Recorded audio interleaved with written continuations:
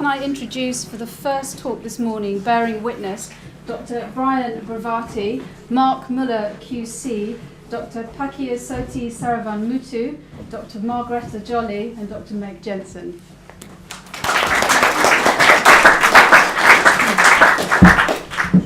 Thanks very much.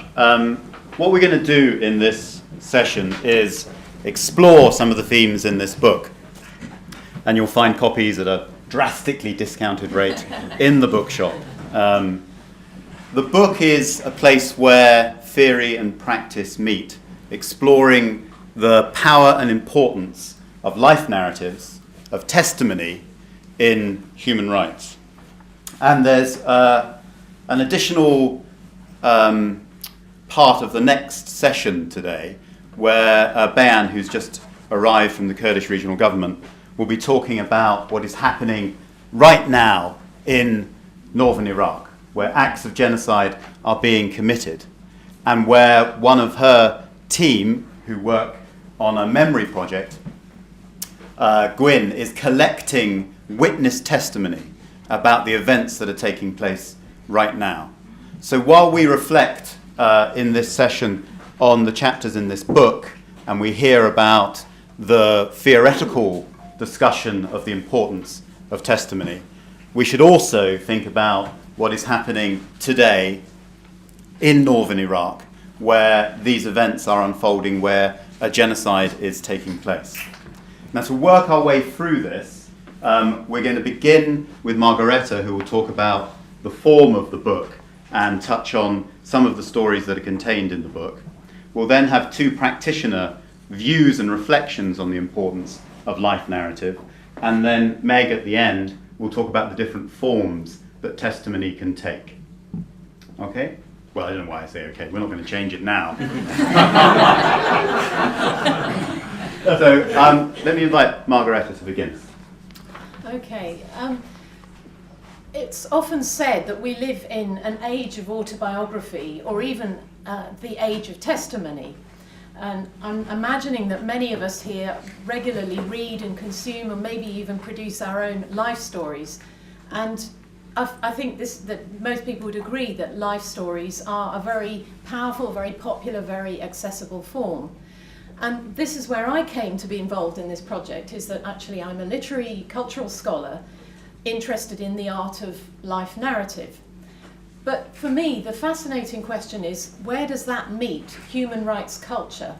And how do those who work in human rights, who are lawyers or advocates or witnesses or survivors, how do they use life narratives and testimonies to make their case? And it's that we're trying to do in this book, is bring together in a way the cultural questions with the questions of political justice and also, in a way, suffering in a more broad sense.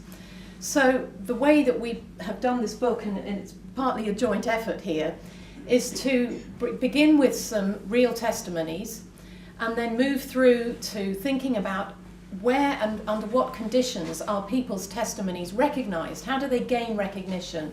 What does it take to gain an audience?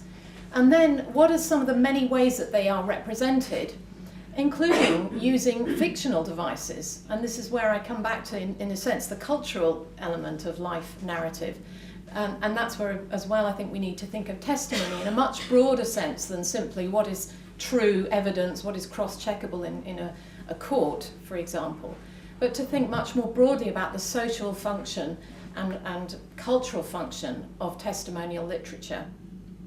And then at the end of the book, we come to justice, and again, how do we bring that literary, complex kind of truth into the juridical structures that we have, and how do people actually gain justice or recompense?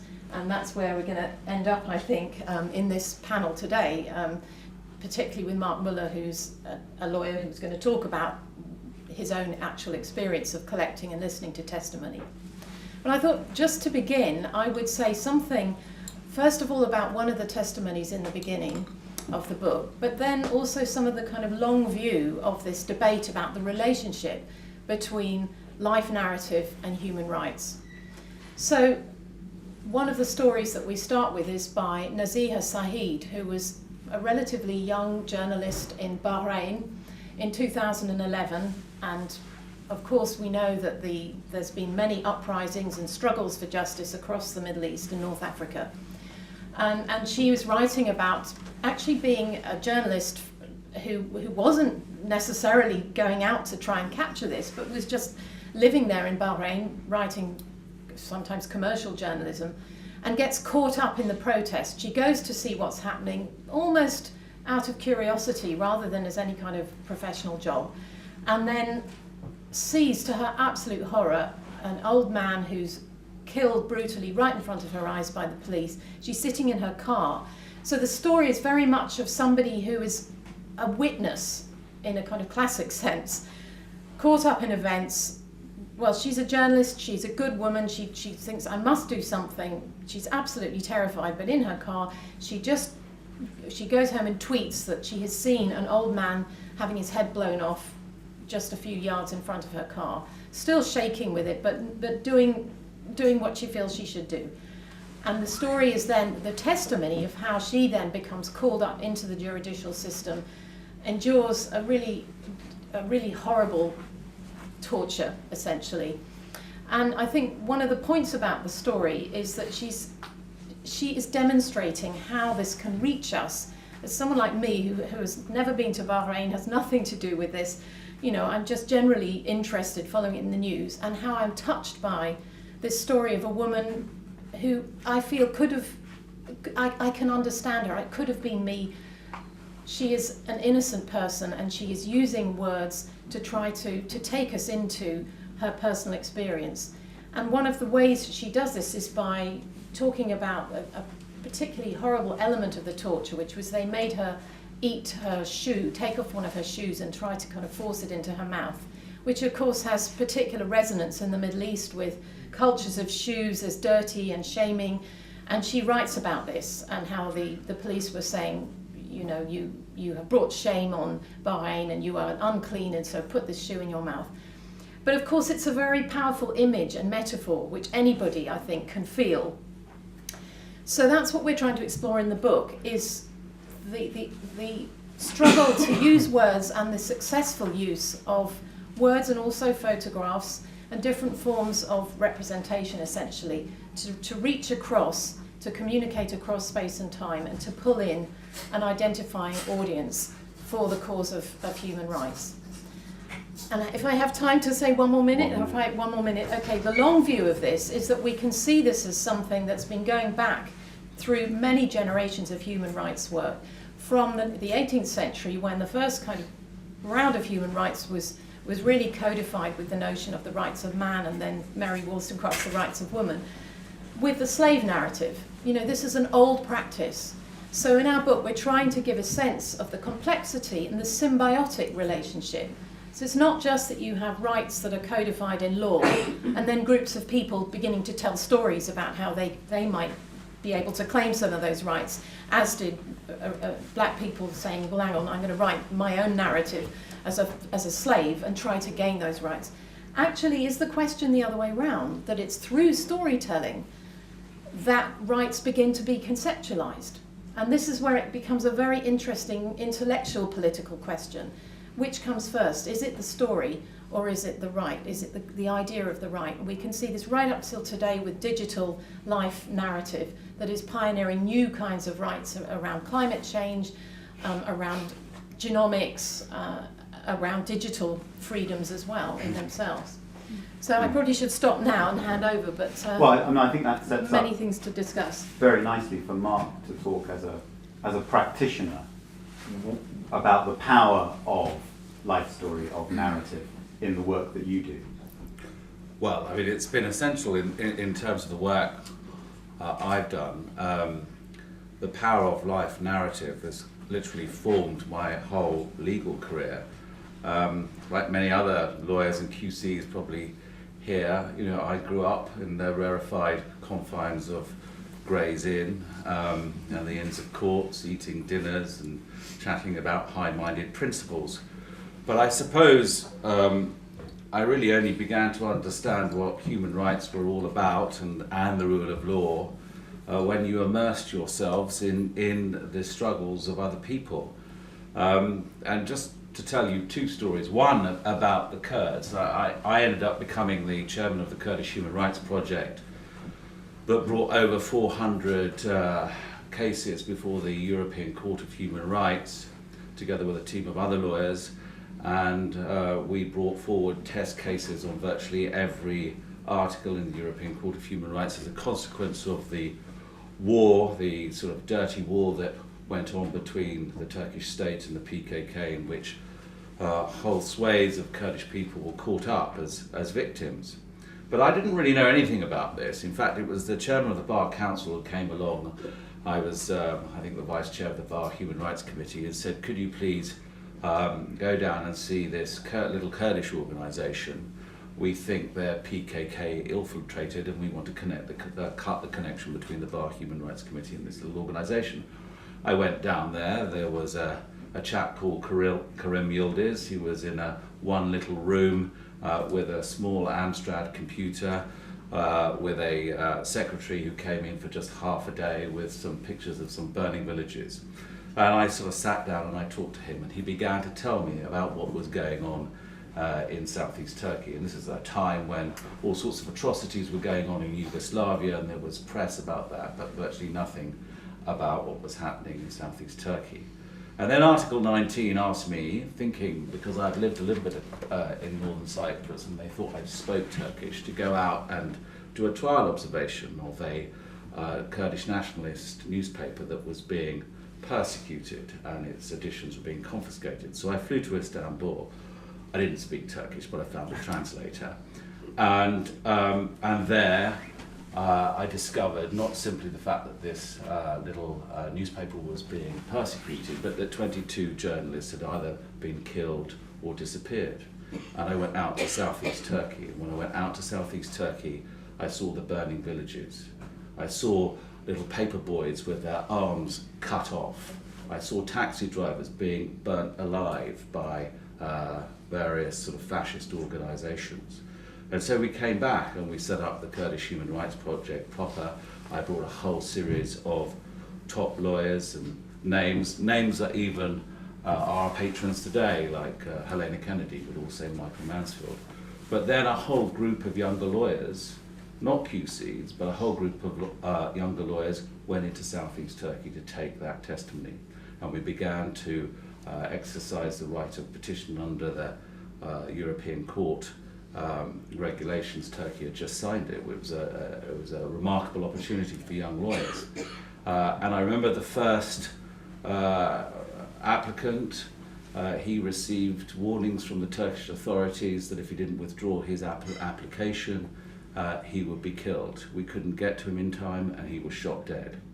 And when we used to appear at the Strasbourg, we used to be called the London Mafia of the PKK. And in the end, we brought over 400 cases, and people like Sidney Kentridge went on to do cases as well for us, as well as a whole range of other international lawyers. But it wasn't really the gilded speeches that really brought home to me the reality of human rights work in Strasbourg, or even when we appeared before the European Parliament and we'd make our submissions to the OSCE and the UN. It was literally being in southeast Turkey, coming across these villages. And I always remember one when I was there with the Channel 4 film crew, and we'd just got in there, the sun was just coming down. We got to a village where a number of men had been literally run over by an armoured tank, armoured vehicle they had left. The women were crying, and the men had fled into the fields.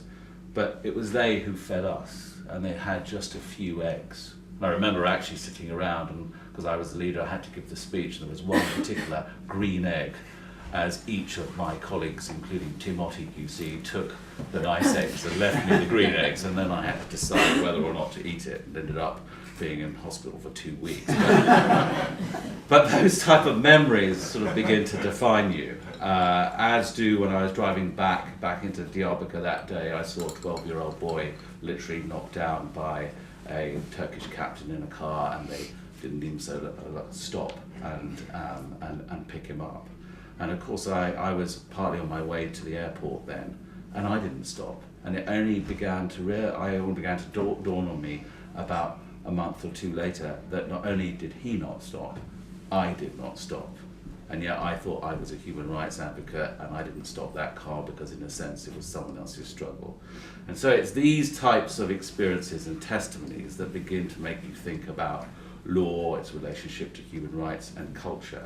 And I think one of the reasons why we do Beyond Borders is that we want to get out of the courtroom, we want to get out of the hallowed confines of Chancery Lane and listen to real people's stories from around the world. And it's only when you do that, then you can build up successful campaigns from people in different lands as well as in the West and build a coalition in favour of the rule of law. So that's why I think personal testimony is very important. I'm steeped in it from the KHRP, but there have been other experiences as well in Benghazi in the Middle East. But that's why I'm very, very, very proud of the book that you've done and to have contributed a chapter. Thank you. Thank you, Mark. Now, Sarah, you've spent decades working for human rights and peace in Sri Lanka. You've set up a number of organisations. Do you recognise this conversation as one that's important in terms of your own work? Do you recognise life stories, life narratives? Because a more conventional conversation would be about witness testimony in court, it would be about judicial processes, and a lot of the language of the human rights industry is codified, is legal. But here we're talking about something different. Do you recognise this conversation?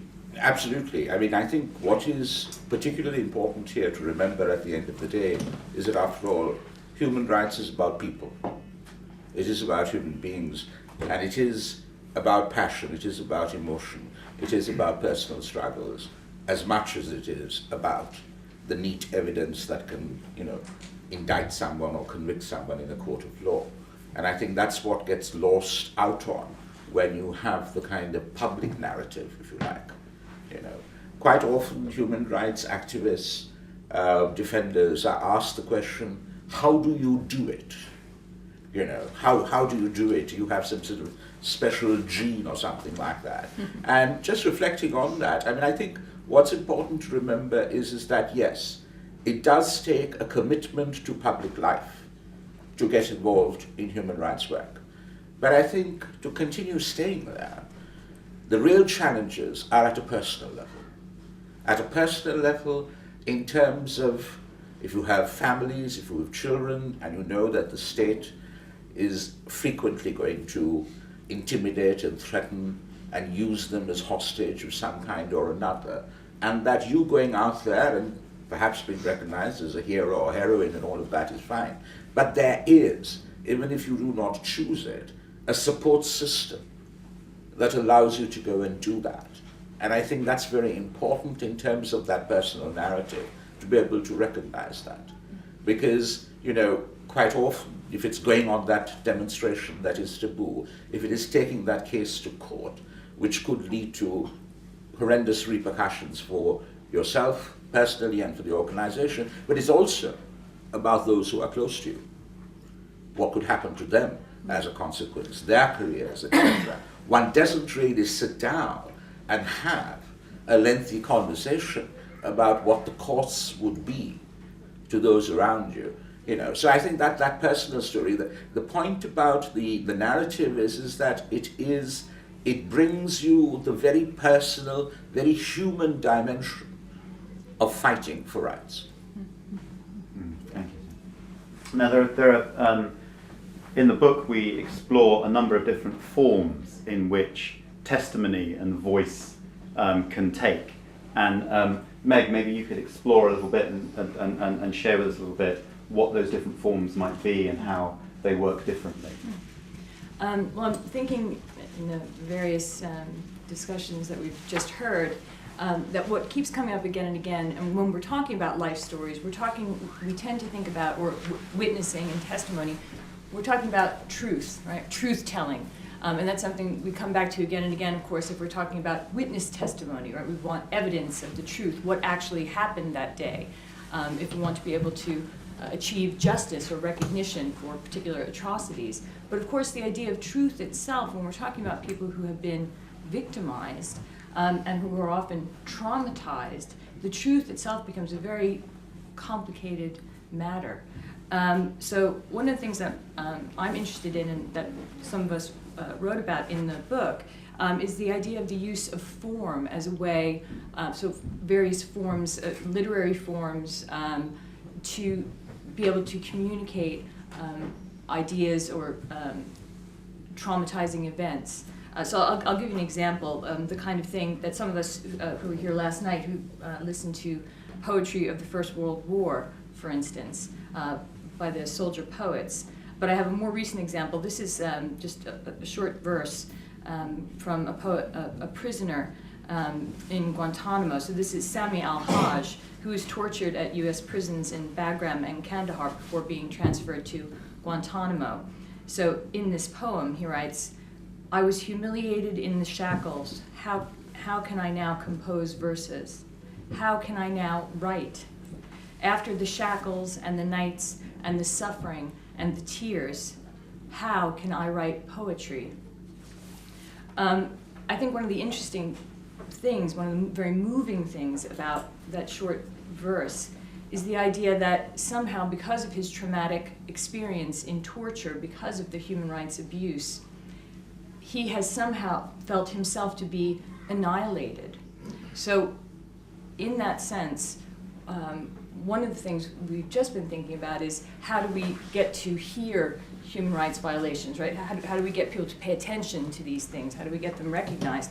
But a question before that really is about who is there to say these things? In other words, if a person is traumatized and suffering from post-traumatic stress disorder, for instance, how can they tell their stories? And one of the things that we've found is that often, and using the example of the soldier poets, that often form has been used historically by traumatized people to tell of their experiences. And what that enables people to do is not necessarily to be able to get to the truth of what happened on that day, because it may well be that they don't have access to that truth. It may well be that they can remember those things only in flashes and flashbacks. Because trauma itself, what it does is it means that you can't necessarily remember things in the order in which they happened. Right? A traumatic memory is not a linear memory. That's why you have flashbacks. So instead, what is often useful to the witnesses themselves, to the victims themselves, is to be able to write in some kind of form. And I think we all know the ideas of art as therapy for people who've been through traumatic experience. So what I'm interested in is looking at then what they have written and thinking about perhaps similar patterns across them and that kind of thing, but also ways in which those forms can be used as a way of reaching out, as another, an alternative jurisdiction, other ways of presenting experience. And what's important about that is that in a world, there's a study done recently thinking about compassion fatigue, and we've all heard that term, compassion fatigue. And they looked at people who, they asked people to look at various Amnesty International campaign appeal posters, and that discovered, quite shockingly really, that most of the people who looked at these posters almost immediately ignored the story of the victim and instead began to talk about the way in which that story was being delivered. So in other words, they might say, I bet that isn't really the story of the person in that picture. I bet the person in that picture is actually an actor or actress or something like that. So that instead of reading it as a compassionate human being, they were reading it as a consumer. And not only as a consumer, but as a consumer who'd been victimized by Amnesty International, tricking them into giving them their money, right? So how do we avoid that? And I think one of the ways we avoid that is by those of us who may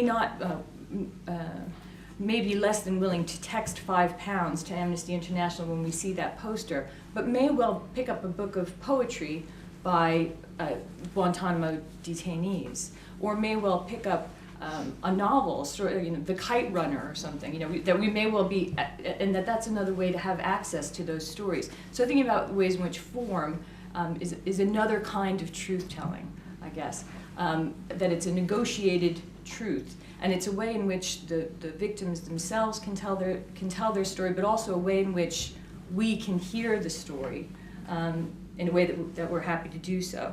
And in that way, I think particularly the idea of victims themselves being able to write, I suppose the worst thing about post-traumatic stress disorder is the idea that for someone with post-traumatic stress disorder, there is no future. In other words, you know that tomorrow and the day after that and the day after that, you will always be sent back into the past. Right? You'll continue having terrible flashbacks.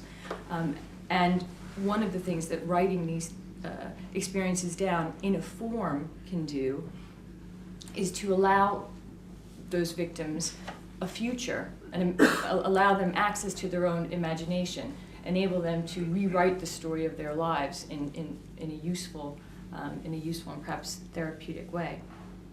Thanks very much. I was just reminded, actually, when Meg was speaking, that one of the very first conversations I ever had with Bayan about Kurdistan, she described Kurdistan as a society in trauma.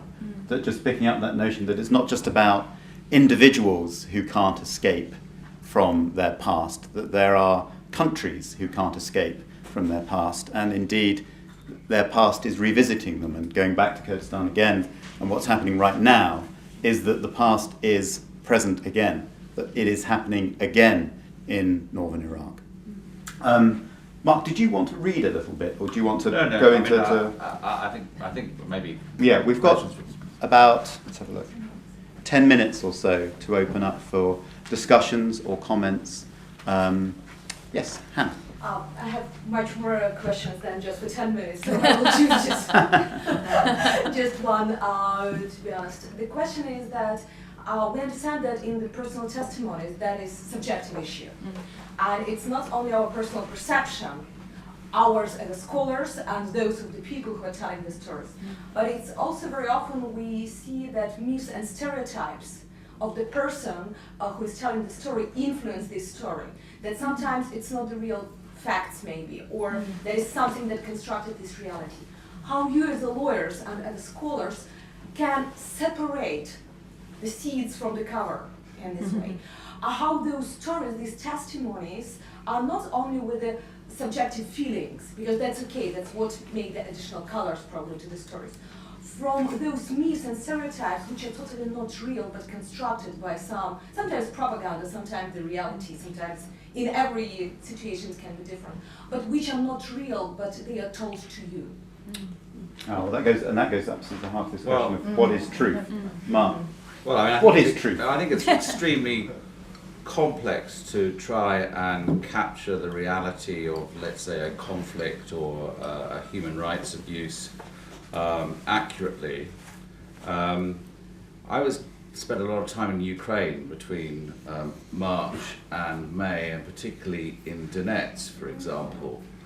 And over the period of about sort of 9 weeks, and I was there every week, you saw how this city, which was relatively tranquil but subject to trauma because of what happened, the Maidan Revolution, but also the Russian propaganda about fascists coming towards the east, how this city slowly and surely went from a rather tranquil eastern Ukrainian city to a war zone. But what shocked me most was the BBC crews, who every time they broadcast from Donetsk in the early months of March would station themselves outside the scarred building of the Donetsk Regional Administration. It was about the only scene that represented something akin to a kind of little war zone.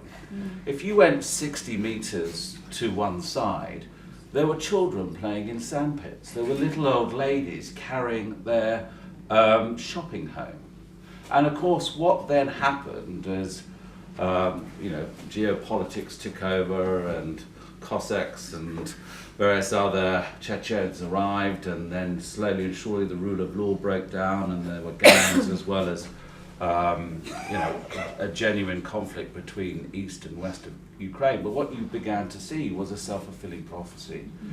And at the time, I was looking at these journalists and sitting there thinking, you know, you all get very excited sitting in the Donetsk Ramada hotel along with myself, and we swap war stories, but you yourselves are actually inflaming this situation, because the real story in the early days was the fact that most people in Donetsk were not for a Russian occupation, were not for an independent Donetsk Republic as such, as far as I could tell. What they were angry about Maidan Revolution. They didn't believe that the new government in Kiev represented their interests. They wanted decentralization, but at the end of the day, they were for a peaceful Ukraine. And so actually beginning to understand the complexity of what was happening in Ukraine was extremely difficult. Well, I don't know the answer, but I know some of the people who I trust. Marie Colvin was here 4 years ago, and I trusted her when she sent back dispatches, whether it was from Homs or happens to be Libya. So I think when you talk to people who are actually involved in conflict, you give them the opportunity to actually speak to you directly without editing. That perhaps is the best way of getting to the truth, and you have to exercise your own judgment, your own sense of fairness.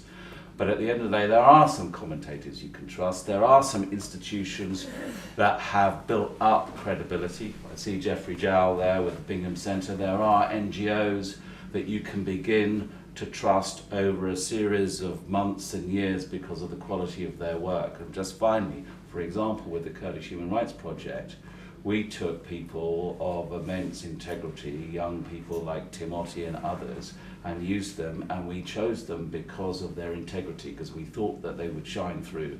Not lawyers who were on the take, not those that simply wanted to get in front of the cameras, but people who are willing to do diligent hard work. And I do think you can, in the end, if you're exposed enough to people, get a sense of who is authentic, who you can trust, and that's why news reporting is so important. But then the other part of Hannah's question is about the central question of subjectivity, and if we're talking about using creative forms to reach a truth, you know, in the old Nye Bevan thing, here's my truth now, show me yours. How do we deal with this question at the heart of Hannah's challenge, really, this question of subjectivity of the truth? When we move not just from understanding, but if we do actually then have to engage in some kind of process, some kind of legal, judicial, or peace-building process. Margaret? Well, I think with our book we are trying precisely to grapple with the fact that even very sophisticated forms of life narrative can have ideological discursive constructions. Of course they can. So we have Brian Phillips writing about 3 plays about Martin Luther King's life and comparing each of them and how they manage the human rights hero.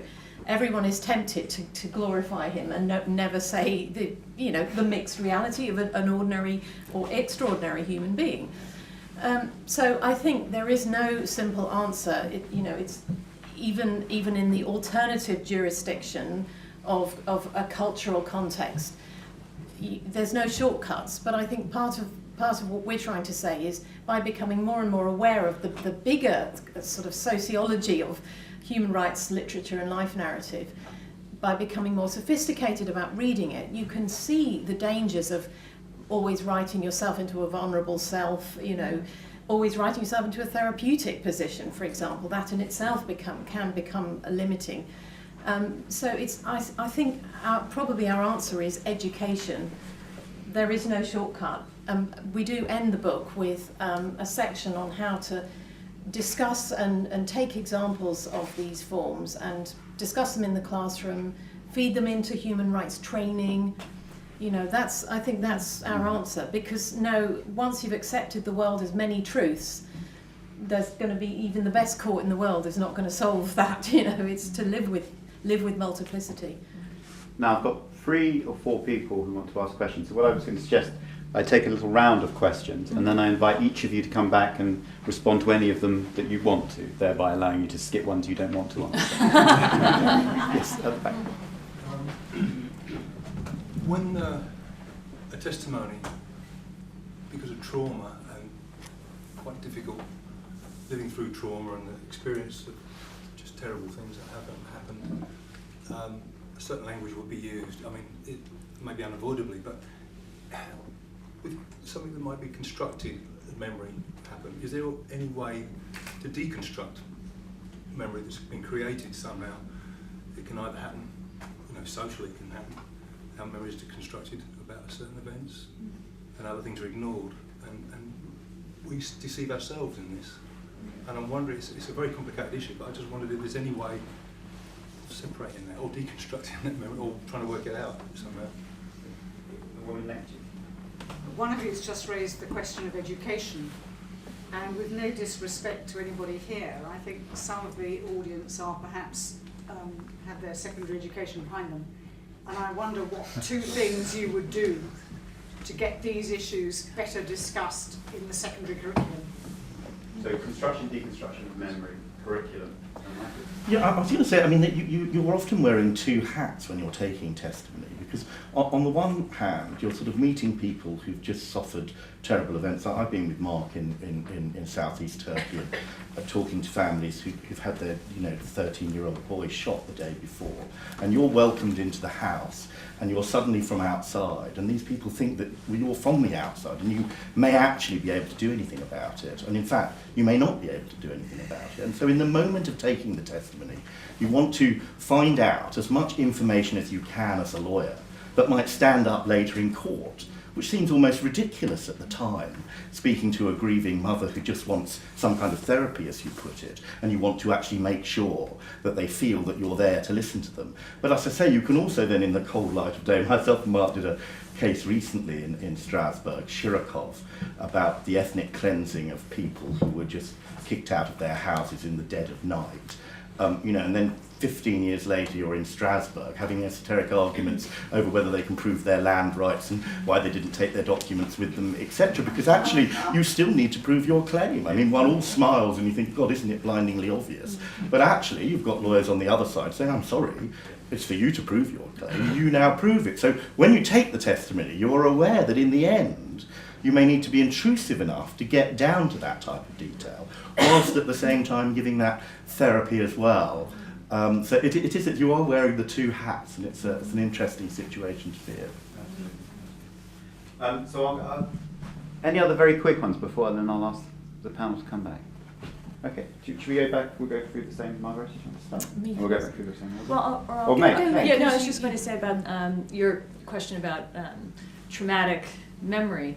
And what I found to be very interesting is that if you look at over the course of a lifetime of someone who has been traumatized and read, I don't know, you might take someone like J.G. Ballard, right, who wrote Empire of the Sun, and in Empire of the Sun, this is a fictionalization of his childhood trauma of being in a prisoner of war camp as a child. And if you read throughout all of his different kinds of fiction, both the fiction which is about his childhood, but he also wrote all kinds of very strange sort of scientific fiction, that there are certain recurrent images that come back again and again in virtually every piece of his writing. There are these empty swimming pools, there are footprints in dust, and various other, and shattered mirrors. And these things arise again and again, no matter what he's writing, on completely different kinds of subject matter. And what I've found is that in the work of many, many different kinds of post-traumatic, post-conflict writers, that you do see these images, these strong images come up again and again, so in whatever they're writing. So I think the closest we can get to reconstructing trauma in that way is by looking, is that we can see these images, and that's about all there is. And then what the writer is trying to do often then is piece those bits together, and to make lots of different mosaics that are piecing them together, because he'll never be able to piece them together, because the nature of that traumatic memory is that it can't be remembered in a linear way. So he's trying to make up the story around them. So that's sort of how it works psychologically in terms of. Sarah, you don't have to answer the one about the education, but with your policy centre that you run now, have you thought about that as a kind of educational policy issue? No, I think that's a tremendously important one, because I think at the end of the day, the whole question of human rights protection must come from within civil society. It must come from a culture that has been imbibed right from the very word go. I think what happens in a lot of societies, and particularly the one I come from in Sri Lanka, is that there is insufficient attention paid to what it is to be a citizen in a functioning democracy. And if they start learning that as kids, then when they become actors in society, in decision-making processes and in advocacy and all of that, I think one would see definitely a qualitative change. And that's just to add to that, is that yes, I mean, truth is always going to be contested. You're going to have the problems with stereotypes and all of that. But I think the only way to do it is to be able to get people speaking about what has happened to them in their own words. So you have the authenticity and the integrity of that personal narrative. And at the same time, it's important that we also strive for the more universal values with regard to human rights and test them against that. Because if human rights is going to make any sense at the end of the day, there has to be a notion of universality and cutting across the board, where cultural sensitivity, yes, is important, but at the end of the day, we're talking about a common humanity. Margaret, do you want to pick up on any of those? I think I'll just add Anne Frank as an example of where there are places already in the early curriculum. To me, it's then building on that, the fact that there are moments, there is already a strong tradition of literature as the means to talk about universal values, but it's to do that in a constantly refreshing it by becoming more sophisticated, showing how Anne Frank's diary was actually many diaries edited differently at different points, why it was brought in with a certain moment of becoming aware of the Holocaust, the politics of reading being brought into the debate, and I think it is getting there, So yeah, I won't go on at the end of time. But. Mark, really just to conclude by saying how important I think the act of bearing witness and in situ really is. I mean, not simply because all of us who are committed to the rule of law and human rights know on a societal level you have to enforce rights and make people and institutions accountable through evidence in the way that you say. But also I think because actually the act of bearing witness is itself a form of justice sometimes for people, not just simply because of trauma, but the recognition that is involved in it. When I was in that little Kurdish village, one of the things they said was, it's a miracle you have come.